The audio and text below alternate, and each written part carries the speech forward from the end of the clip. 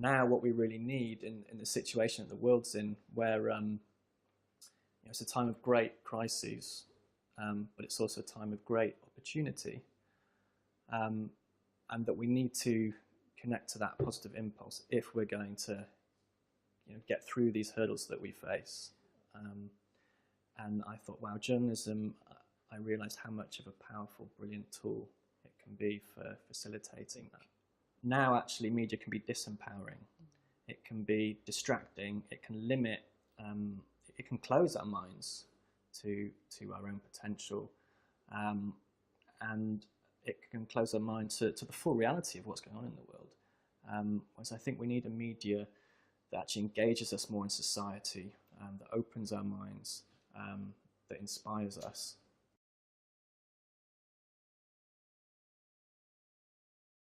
I discovered positive news by accident. It used to be based in Shropshire, in a rural area in the middle of nowhere. It had its office in a converted barn on a farm. And I'd moved to the area, and I was working freelance as an editor at the time. And one of my new neighbours heard this and said, "Oh, have you heard about Positive News? It's published down the road." And I was like, "Oh, I think I'd seen it once before," and I thought, "Oh yeah, that's really interesting. What's that about?" And I checked it out online, and I thought, "This is really fascinating. This is a totally different approach to media, and some really interesting stuff on here." And I phoned up the editor at the time, the founder of Positive News, and went in and had a chat with her, and she basically said, "Okay, what do you want to do?" And I was taken aback a bit, and I was like, "Well, I'll help you out. I've got a bit of time on my hands." And just before she died, in 2012, she passed the company over to me to take forward. But I recognised that we could massively inspire people and massively change our whole understanding of ourselves as a society by changing the cultural narrative, by changing that collective story that the media was creating as society's biggest storytelling machine.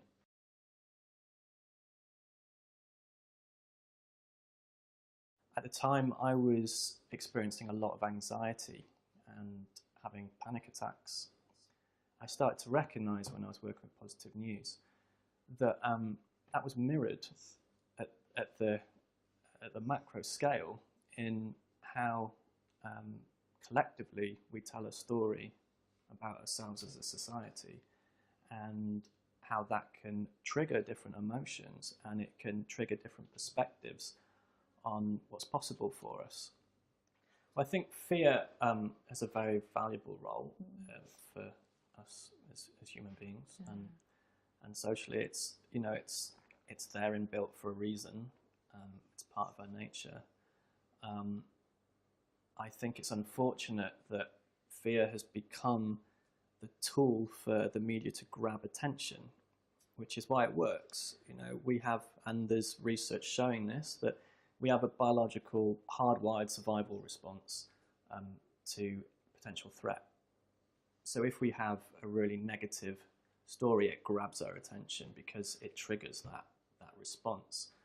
And of course, that there's a purpose to that, and there's a socially beneficial purpose to that, in that we should help each other become aware of threats to us individually or as a society, so that we can deal with them.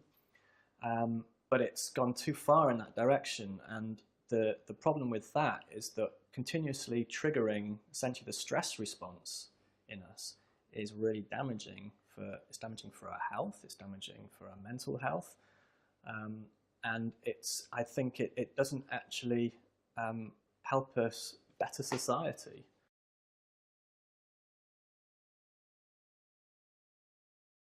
I've always been passionate about personal and social transformation, which I think has been driven by an intuitive feeling that our true nature is one of kindness and compassion and cooperation, and that really what we all want and are drawn towards at the deepest level is connection and love and trust.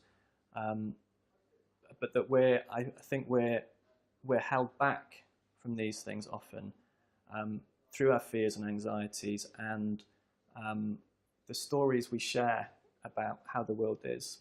So I really felt that that journalism can be strengthened and it can better serve society by giving increased focus to potential solutions to the problems we face, to where human life is flourishing, to where our better natures are being nurtured, and really connecting to a positive impulse. And that for me, really what that is it's kind of like it's life itself trying to blossom through us as human beings, through nature, through all the species there are. It's that and the way that really life is trying to create the conditions that are conducive, as we know from biology, for life to flourish.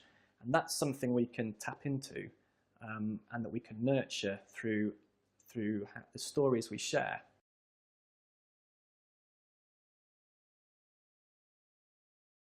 There was various different elements to why we became a cooperative, but for me personally, after it was passed to me by our founder, I felt that I was stewarding it, and I knew it had been and always will be about more than being my business. It was something that people cared about deeply and that had a very big purpose. So I thought about what's going to ensure that this flourishes far into the future. At the time, I wanted to create a business model for it that matched the values of the journalism, so that we could really walk our talk. You know, we're reporting on all these ways that people are creating positive social environmental change, and I thought, what can we do to make that a reality for us? Obviously, we're trying to provide all this inspiration for people, but also in how we operate. How can we really be part of that, that flourishing world that we're showing the pathways to? So cooperative ownership made a lot of sense. We created this structure where ultimately it's owned by our readers and our journalists. And it gave our audience an opportunity to support us financially by buying shares in the cooperative. But it's a completely democratic structure in that no matter how much you invest, you still have one vote on any important matters that are put to the shareholders. So it means that wealth doesn't equal power.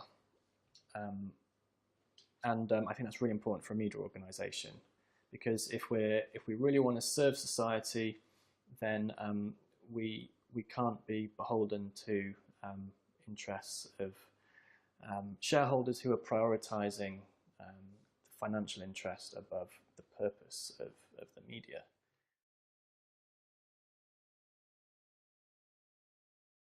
Positive news is at one end of the scale in the media spectrum at the moment,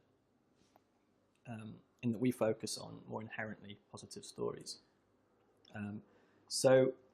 But we take a constructive journalism approach, which I'll explain more about. But it means we're not ignoring any difficult truths. We're still going for truth, accuracy, balance, being critical where necessary. But it's about taking an angle that's solution focused, or that's looking for the seed of opportunity, the seed of innovation in a situation.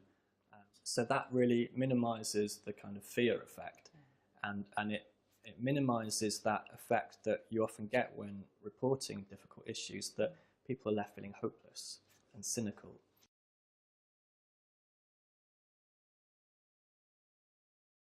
So a healthy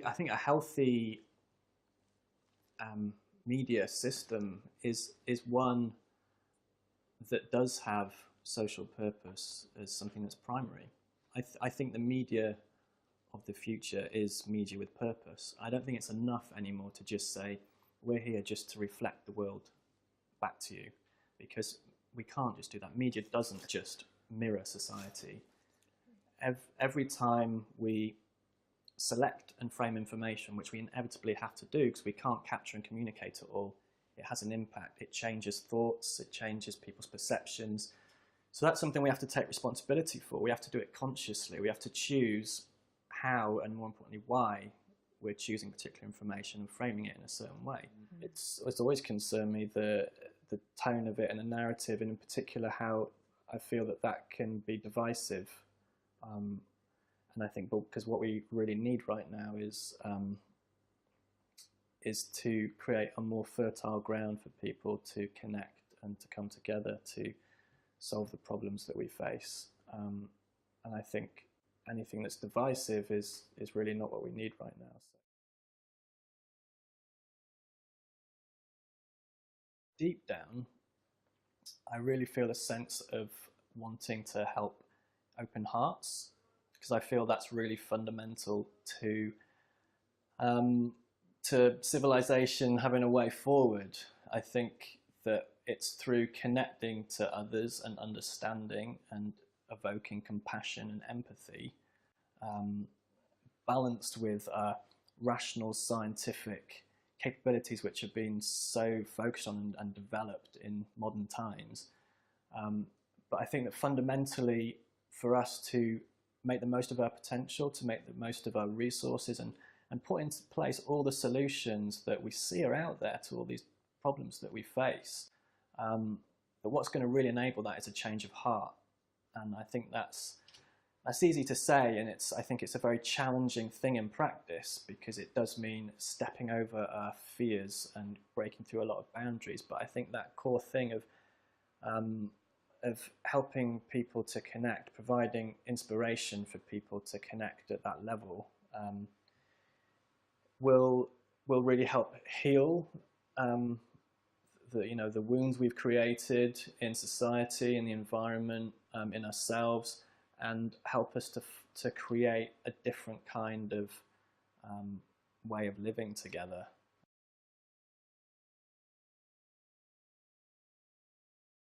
I think the level of stress that we're under in this part of the world, at least, is a massive issue. The amount of distraction that there is, the amount of noise on every kind of level, the overwhelm of that, and how we can end up, I mean, I personally feel it, and I know talking to other people, they do, that kind of sense of being caught in the machine kind of thing. And I think the difficulty to find space, physical space, headspace, whatever kind of space, where we can really reconnect to true nature and a sense of self, and which I think is important for us to grow,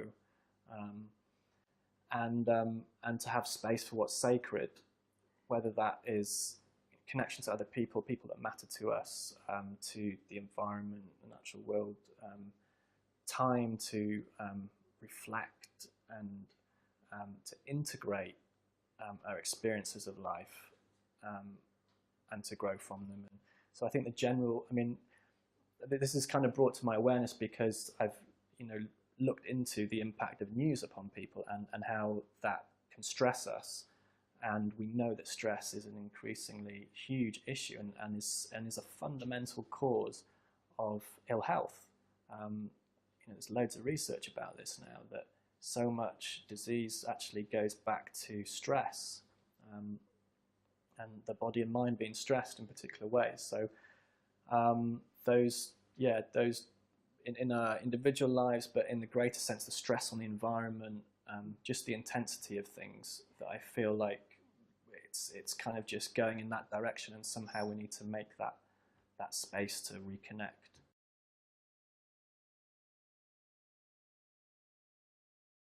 I think there's a widespread feeling that things could be different, that there's much to be grateful for, and there's much amazing stuff going on. But also we do have huge systemic challenges, the breakdown of a economic and social system. What I would hate to see is it to get to the point where it just has to be kind of extreme breakdown of the old ways of doing things before the new can emerge, because that would probably entail a lot of suffering, and I don't think it has to be that way. I think if we can find an inclusive journey where everyone is brought along, and we can help together find new ways of living that meet our deepest needs, which at the end of the day is what we're all trying to do. I think the little choices matter, and that if we can just try to remember in our everyday moments that we always have an opportunity to make a different choice when we become aware of that. And I think the most important thing, because, you know, a solution to one problem might cause another problem, and I don't know what the answers are, but I think that we can kind of choose our compass, and if it's coming from the right place in us, then it's likely to take us in the right direction. So I guess it's, how can we take actions in our everyday lives, little things, the way we engage with people, you know, every little choice that might seem to not make a difference, that might be an invisible act, how can we root that in what we feel is most important to us, and from in our true nature, which I think for a lot of people comes back to compassion and love and connection. And I think it's a scary thing to kind of, sometimes it's easier to be cynical, because I think when we open to the possibility of things being different, open to hope and to that change, it's scary, because firstly it means we have to take responsibility for how we view the world and our own choices and actions.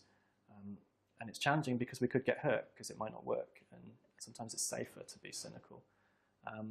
But I guess that's what I try to do when I remember to, is to try and make choices from that place, and from trying to remember it's about the whole.